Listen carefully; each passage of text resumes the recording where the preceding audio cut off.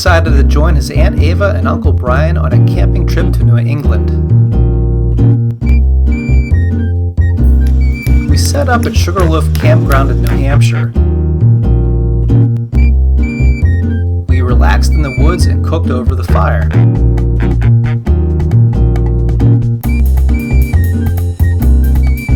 But this was no ordinary camping trip. This was Mike's White Mountains adventure. The next day we gathered our gear, harnessed the dog, and prepared to climb Mount Washington. This was the Ammonoosuc Trail, which was the most direct route for reaching the Presidential Traverse.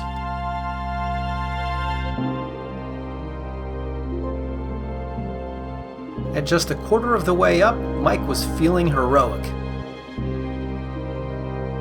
The scenic vistas were beautiful and were a great excuse to rest our legs.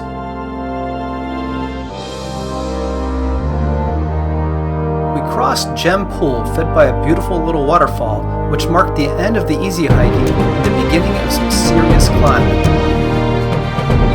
Once upon the ridge, we stopped at Lake of the Clouds. At just 5,000 feet in elevation, the route was already well above treeline and a beautiful alpine lake. We ate a hearty lunch while contemplating the crystal clear water, then reset for the last of the climbing.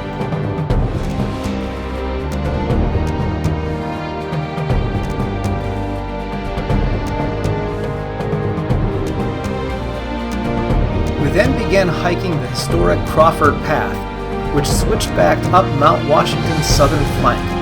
This included entering the mountain's infamous death zone, labeled the worst weather in America. Fortunately, that day couldn't have been nicer.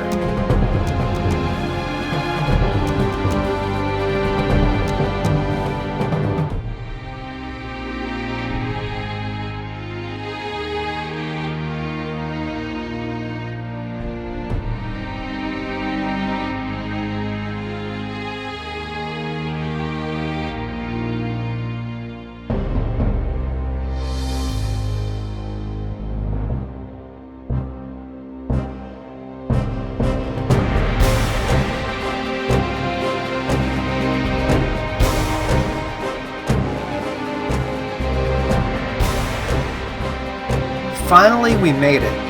After hiking 4.75 miles up and standing at 6,300 feet of elevation, we were all relieved to be on top of the highest mountain in the Northeast.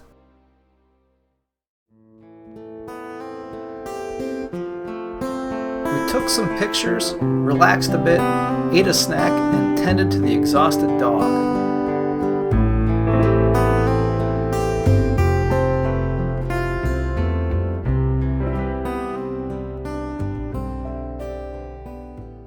It was then time to begin our descent along Mount Washington's amazing northwest ridge.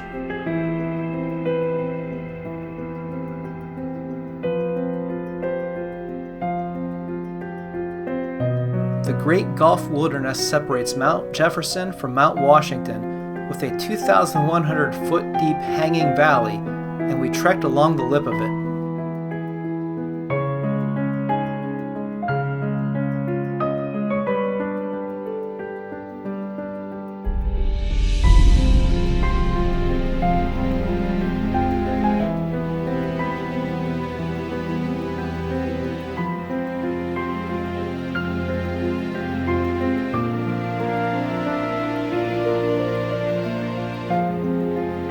After hiking 9 miles over 10 hours, we finally reached the car at sunset.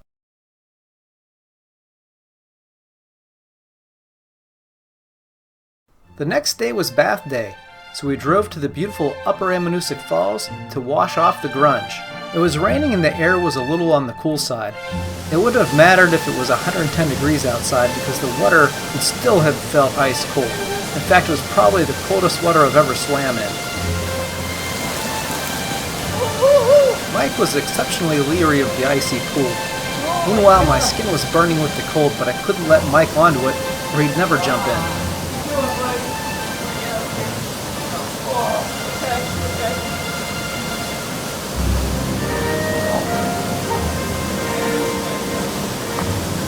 Yep, the water's really cold, Mike.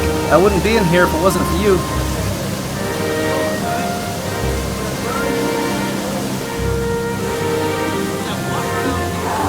Screaming doesn't help, trust me. Wait, walk around here. I'm in agony, I really am.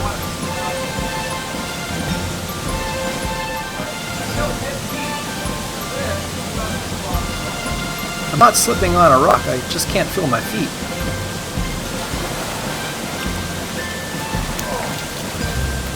Look, Ava, I'm a sea otter.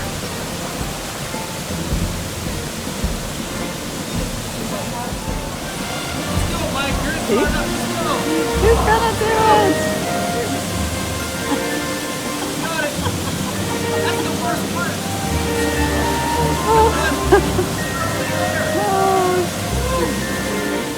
Even the dog's like, nope, not gonna do it. And finally, success.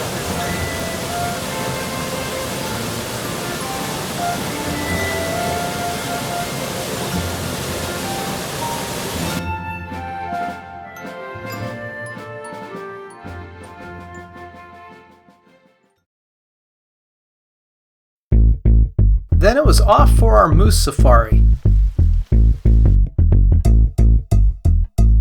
There are over 3,500 moose in the area and we only spotted 2. Oh look, there's one! And there's another one right over there! The next day we had to move tent sites. This was the only way we could stay at our campground and not have to break camp the next morning.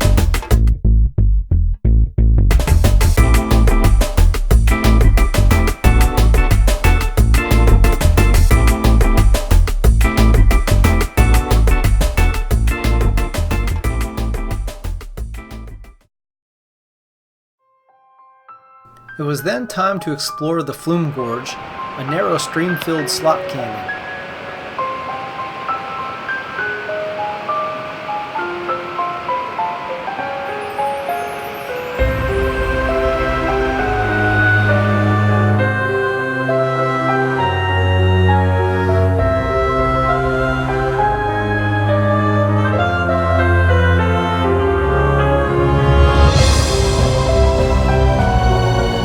Then Ava and Mike took the tram to the top of Cannon Mountain.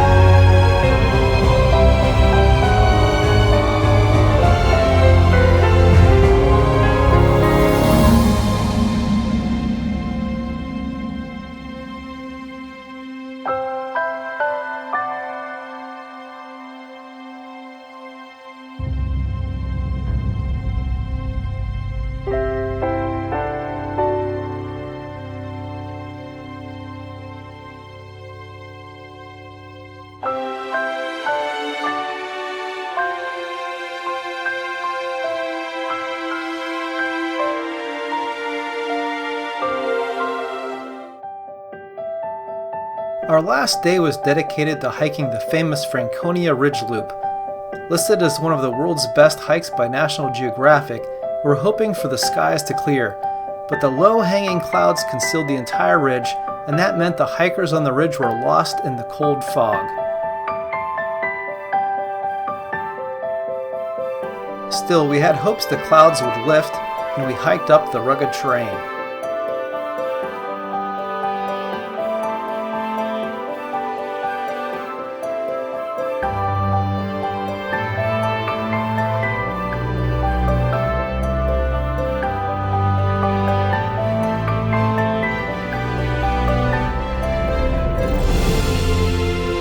Quarters of the way up, we made it to the Greenleaf Hut, where we stopped for brunch and a quick toilet break.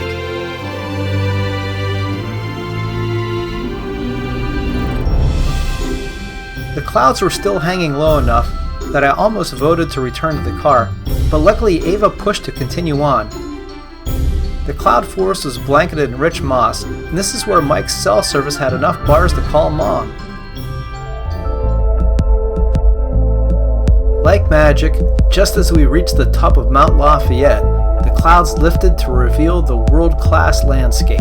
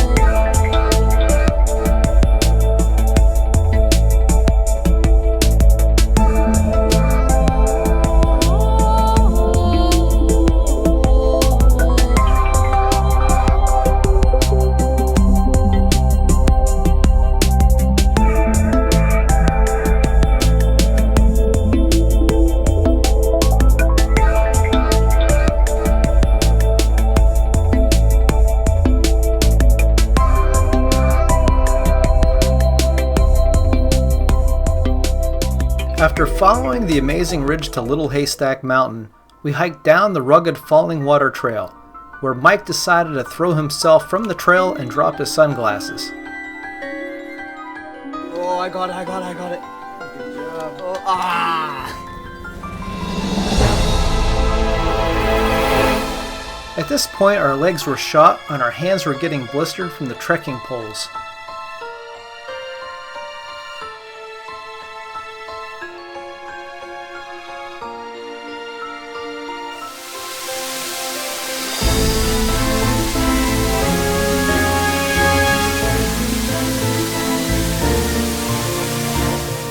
Then we encountered the cascading waterfalls and super steep sections of trail before finally hiking out to complete the 9-mile loop.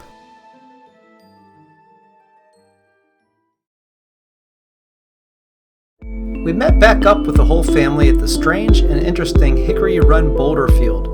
Given the adventurous quality of the trip, I thought it was an appropriate way to finally end the journey.